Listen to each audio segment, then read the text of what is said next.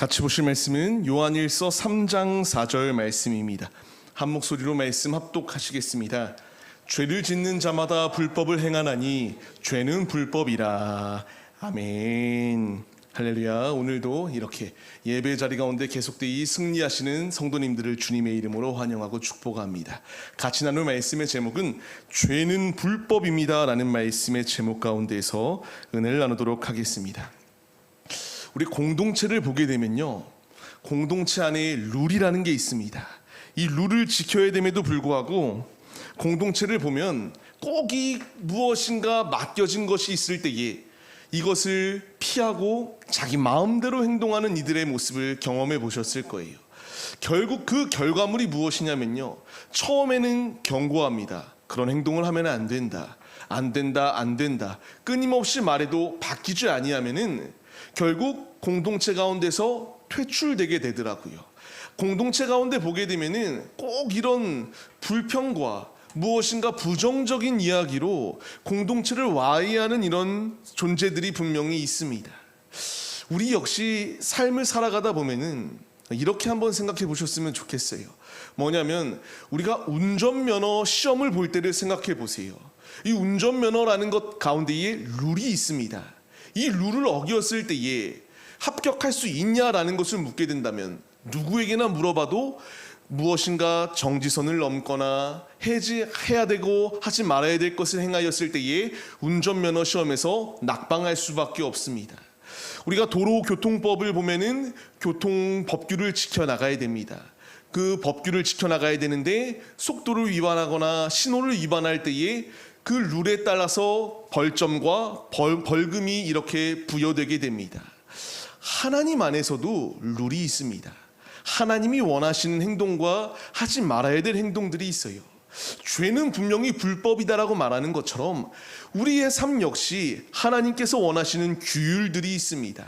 내가 이 규율대로 순종하며 삶을 살아낼 때에 하나님께 칭찬받을 수 있지만 내 마음대로 삶을 사는 길은 주님께서 분명히 우리의 삶 가운데에 페널티, 징계를 더하시고 돌이킬 수 있도록 끊임없이 고통의 자리 가운데서 우리가 깨달을 수 있도록 주께서 일하신다는 사실을 기억해야 됩니다. 어느덧 소유리 문답 14문답까지 왔습니다. 우리가 같이 한번 읽어보겠습니다. 죄가 무엇입니까? 죄는 하나님의 법에 조금이라도 일치하지 않거나 어기는 모든 것입니다. 아멘입니다. 앞서 말씀드렸던 것처럼 각가지의 우리 공동체 가운데는 룰이라는 게 분명히 존재합니다. 이 룰을 어기는 결과물은 막대한 페널티와 막대한 손실이 다가올 수밖에 없어요. 주님이 우리에게 말씀하세요. 죄는 큰 죄만 하나님께서 허용하지 아니한다가 아니라요, 다시 한 번 더 보시면 조금이라도 일치하지 않거나 어기는 모든 것이, 하나님의 법을 어기는 모든 행동들 자체가 죄이다라는 것을 분명히 말씀하세요. 누군가는 말해요. 내가 그냥 마음대로 살다가 죽기 전에만 예수 믿는다 시인하고 천국 들어가면 되는 거 아니냐라고 이렇게 말하는 이들이 분명히 있습니다. 근데 주님께서 우리에게 분명히 말씀하시는 건 크던 작건 짓는 모든 죄는 동일하다라는 것을 주께서 분명히 우리에게 말씀해 주세요. 우리는 죄의 자리 가운데 놓여 있으면 안 됩니다. 죄는 불법이고 실패할 수밖에 없는 자리이기 때문이에요. 우리가 오늘 말씀을 통하여 하나님께서 우리에게 이 죄의 자리 가운데, 불법의 자리 가운데 놓여 있지 말라 말씀하시거든요. 우리에게 주시는 주님의 음성이 무엇인가 같이 은혜를 나누도록 하겠습니다. 우리가 말씀을 통하여 얻어야 될 교훈 첫 번째입니다. 죄를 정의하시는 하나님, 하나님이 죄를 정의하십니다. 내가 중요한 게 아니에요. 내 의견이 불합리하다라고 생각하는 것 아무 의미가 없어요. 하나님의 뜻만이 중요하다라는 사실을 분명하게 말씀을 통하여 우리에게 주십니다. 같이 한번 요한일서 3장 4절 말씀을 읽겠습니다. 죄를 짓는 자마다 불법을 행하나니 죄는 불법이라. 아멘입니다. 하나님은 분명히 죄, 모든 포괄적인 모든 죄를 다 지칭하여서 불법이다라고 말씀하시고요, 죄 자체가 불법이기에 행하면 안 된다라는 것을 말씀하십니다. 우리가 야고보서의 말씀도 같이 한번 읽어보겠습니다. 그러므로 사람이 선을 행할 줄 알고도 행하지 아니하면 죄니라. 아멘. 하나님의 기준에서 봤을 때에 해야 될 것을 하지 않는 것도 죄고요, 하지 말아야 될 것을 행하는 것도 죄이다라는 사실을 분명하게 우리에게 말씀해 주세요. 주님은 우리의 삶 가운데서 착한 행실을 나타내라고 말씀하셨고요, 우리의 삶 가운데서 우리가 무엇인가 이기적으로 나만을 위하여 삶을 사는 것이 아니라 예수의 마음을 품고 예수의 사랑을 실천하는 데에 앞장서라고 우리에게 분명히 말씀하셨는데, 지금 우리가 그 길을 믿음으로 걸어가고 있는가를 돌아봐야 됩니다. 하나님이 정하시는 죄의 정의는요, 행해야 될 것을 하지 않는 것도 죄요, 하지 말아야 될 것을 행하는 것도 죄이다라는 사실을 분명하게 우리에게 말씀하십니다. 이제 이 말씀을 우리에게 적용해 봐야 됩니다. 이 죄를 범하는 것이 불법이다라고 말씀하시는데, 내가 얼마만큼 주의 말씀에 순종하여 주님이 원하는 뜻대로 삶을 살아내고 있는가라는 것을 우리가 돌아봐야 됩니다. 사람의 기준은 모호합니다. 때로는 내 유익에 따라서 관대하게 행동을 해요. 하지만 하나님의 법은 사람이 움직일 수가 없습니다. 하나님 안에 정해진 법이 있어요. 하나님께서는 우리에게 66권의 성경 말씀을 주셨고요, 이 말씀을 지켜 행하라 주께서 분명히 우리에게 말씀해 주고 계세요. 얼마만큼 내가 그 말씀에 반응하여 믿음의 길을 걸어가고 있는가를 우리가 돌아봐야 됩니다. 주님이 우리에게 이 자리 가운데에 하나님의 뜻대로 순종하여 삶을 살아내는 것이 하나님의 자녀의 합당한 모습이다라는 것을 말씀해 주세요. 율법이라고 하는 거울 앞에 우리가 드러났습니다. 하나님의 뜻이 무엇인지 이제 우리가 알거든요. 근데 지금 우리가 끊임없이 우리 여자분들이 화장을 하는 것처럼 분명히 내 안에 이런 죄의 문제들이 드러났는데, 여드름처럼 드러난 나의 죄를 가리기 위해서 더 두꺼운 화장으로 이것을 가리우고 있는 것이 우리의 모습이 아닌가를 생각해 봐야 돼요. 하나님이 원하시는 뜻과 하나님이 행해야 될 것을 분명히 우리에게 말씀해 주십니다. 주께서 우리에게 분명히 말씀하시는 것은 하나님의 법도를 지켜나가라고 말씀해 주시거든요. 우리가 그동안에 이런 삶의 모습 가운데서 주님의 말씀은 알았지만 그렇게 살지 못한 모습이 분명히 있습니다. 그리고 이제 우리가 삶을 살아내는 우리의 삶의 모습 가운데서도요, 매일의 삶 속에서 이 모든 것을 다 지켜나갈 수는 분명히 없어요. 하지만 그 가운데서 내가 할 수 없다라고 생각하여 죄를 범하는 것, 모든 불법 불의를 행하는 것이다라는 사실을 잊지 말아야 합니다. 내가 죄 가운데 있을 때에 이런 나를 건지기 위해서 예수님이 우리에게 오셨습니다. 우리가 같이 한번 말씀을 읽겠습니다. 그가 찔림은 우리의 허물 때문이요 그가 상함은 우리의 죄악 때문이라. 그가 징계를 받음으로 우리는 평화를 누리고 그가 채찍에 맞음으로 우리는 나음을 받았도다. 아멘. 그냥 단순하게 죄는 불법이다 라고 해서 끝나버리면 너무나 절망적이에요. 그러면 우리는 죄를 지을 수밖에 없는 존재들인데, 불법을 범하다가 그냥 지옥의 형벌자리 가운데 놓여있고 끝나는 것인가? 이러면 너무 끝이 암울합니다. 하지만 주님께서 우리에게 주시는 말씀, 이런 연약한 나를 건지시기 위하여 예수님께서 우리를 위하여 찔리시고요, 우리를 위하여 채찍을 맞으시며 우리에게 평화를 더하 주시기 위하여 주께서 우리에게 오셨다라는 것을 분명히 말씀해 주세요. 우리는 하나님의 뜻을 이루어 나가기 위하여 힘써야 됩니다. 물론 100% 지킬 수 없다라는 거 누구나 마찬가지예요. 인간이라면 연약하기 때문에 쓰러질 수밖에 없습니다. 하지만 주님의 뜻만이 중요하다라는 사실을 분명히 우리에게 말씀해 주세요. 주께서 우리에게 주시는 말씀은 내가 원하는 대로만 지키고 싶은 것만 지켜라가 아니라 하나님의 뜻을 이루어 나가기 위하여 힘쓰라 말씀하십니다. 말씀드렸던 적이 있는데요, 우리의 모든 삶은 지금 천국 예행 연습을 하고 있는 상황입니다. 하나님의 나라에 들어가 하나님께 예배 올려드리고 하나님을 높여드리는 그 모든 예행 연습을 하는 자리가 이 자리예요. 예행 연습을 왜 하겠습니까? 실패하는 이 모든 과오들을 이제 더 이상 실수하지 않고 실패하지 않기 위하여 하나하나 이 과정 가운데서 완벽한 모습으로 바뀌어가는 훈련의 단계입니다. 우리의 삶 완벽할 수는 없습니다. 하지만 분명히 하나님이 우리에게 죄의 자리 가운데 거하는 것이 아니라, 불법의 자리가 아니라 하나님의 말씀대로 살아가라고 우리에게 말씀해 주십니다. 우리가 이 말씀에 반응하여서 죄가 만연한 세상이라고 우리도 죄를 짓기 위하여 힘쓰는 것이 아니라, 하나님께서 이와 같이 죽었던 자리 가운데 놓여있던 나를 건지시기 위하여 예수님을 나에게 보내주신 이 분명한 사실을 잊지 마시며 매일의 삶의 자리 가운데서 불의와 타협하고 죄악의 자리 가운데 거하는 것이 아니라 주님을 의지하며 주님이 원하시는 뜻대로 우리의 삶을 통하여 주님의 기쁨을 나타내시는 믿음의 도구들이 우리의 모습이 되시기를 주의 이름으로 간절히 축원합니다. 내 뜻대로 내가 원하는 대로 판단하고 주를 이끌려고 하지 마시고 주의 말씀에 순종하며 믿음의 자리로 나아가시기를 바라겠습니다. 계속하여 말씀을 보게 되면은 그렇다면은 죄의 범위는 어디까지기에 우리에게 이렇게까지 주의 말씀을 지키라고 말씀하시는 것인가? 모든 크고 작은 죄가 다 불법이다라고 말씀하시는데 어느 순간까지 어느 부분까지 주의 말씀을 지키라고 우리에게 말씀하시는가? 우리가 생각해 봐야 될 필요가 있습니다. 주께서 우리에게 행동으로 짓는 죄만 죄이다라고 말씀하시지 않으세요. 예레미야에서의 말씀을 같이 한번 읽겠습니다. 만물보다 거짓되고 심히 부패한 것은 마음이라 누가 능히 이를 알리오마는. 아멘. 주께서 우리에게 말씀하세요. 행동만 중요한 게 아니라 마음도 중요하다라는 것을 말씀해 주십니다. 겉으로는 우리가 웃지만 속으로는 남을 욕하고 비웃을 수 있잖아요. 우리의 삶 가운데서 누구나 다 이런 삶을 살아보았습니다. 하지만 하나님은 죄를 지칭할 때에 우리가 행동으로만 죄를 짓지 말라가 아니라 마음으로도 죄를 짓지 말 것을 말씀하십니다. 심히 부패한 것이 우리의 마음이거든요. 주께서 우리에게 이와 같이 말씀을 더하여 주세요. 요한일서 3장 15절 같이 읽겠습니다. 그 형제를 미워하는 자마다 살인하는 자니 살인하는 자마다 영생이 그 속에 거하지 아니하는 것을 너희가 아는 바라. 아멘.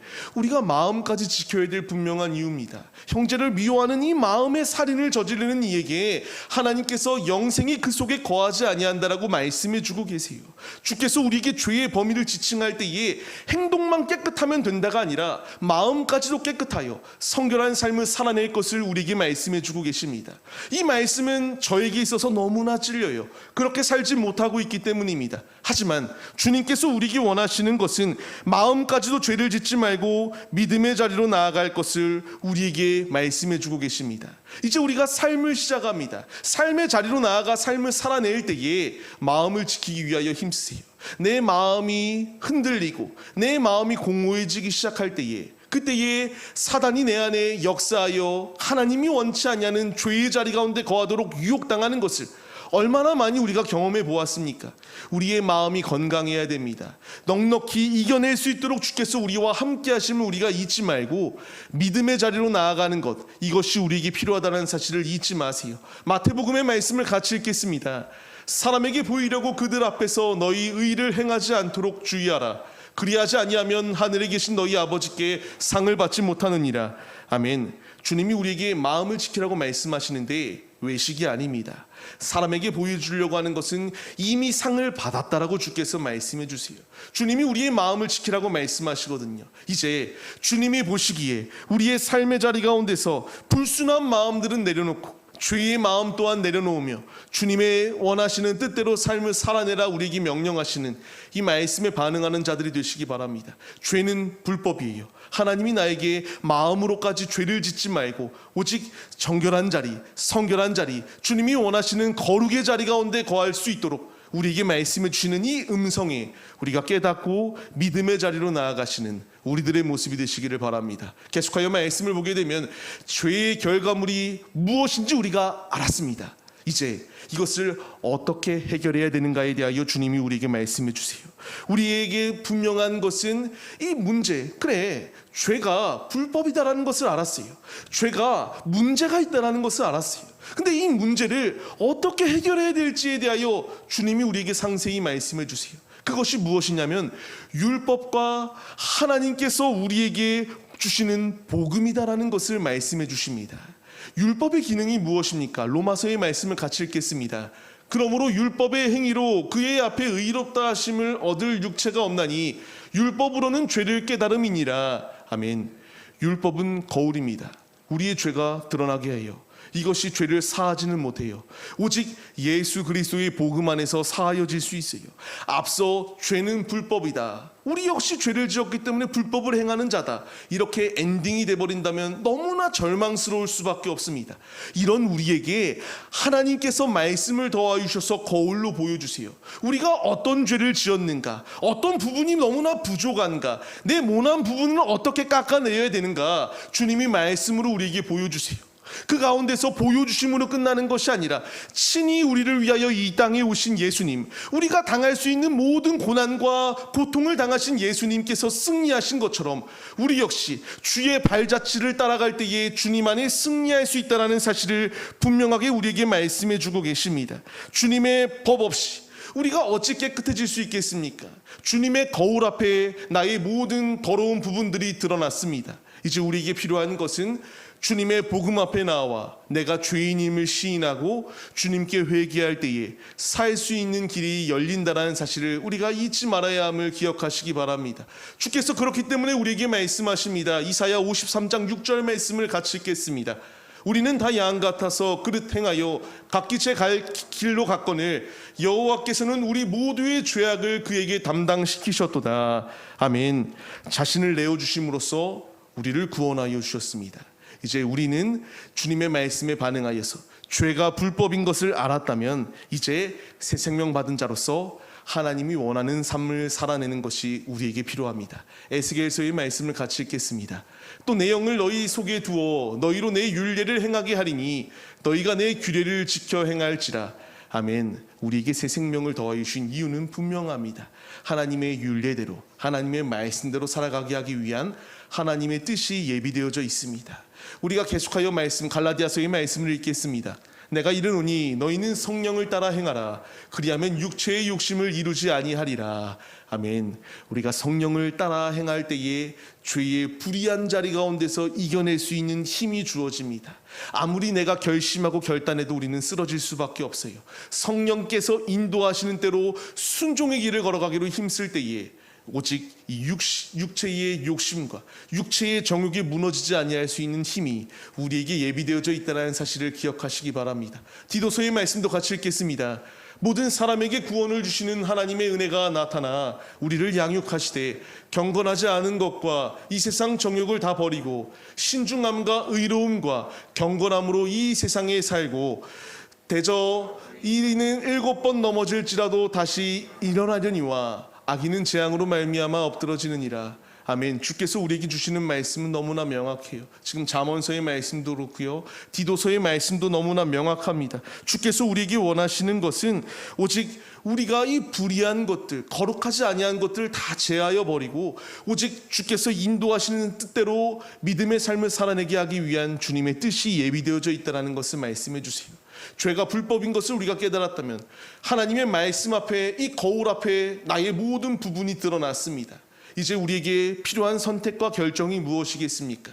우리의 이 죄를 숨기기 위하여 더 멀리 도망가거나 우리의 죄를 숨기기 위하여 더 두꺼운 화장으로 얼굴을 이렇게 덕지덕지 바르는 것이 아니라 드러난 부분이 나의 문제임을 알게 되었다면 우리의 의원 되시는 예수 앞에 나와 아뢰어 이 모든 죄의 문제를 해결함을 받는, 우리가 영적으로 치료받을 수 있는 자리 가운데로 나와야 함이 너무나 당연하다는 것을 주께서 우리에게 말씀해 주세요.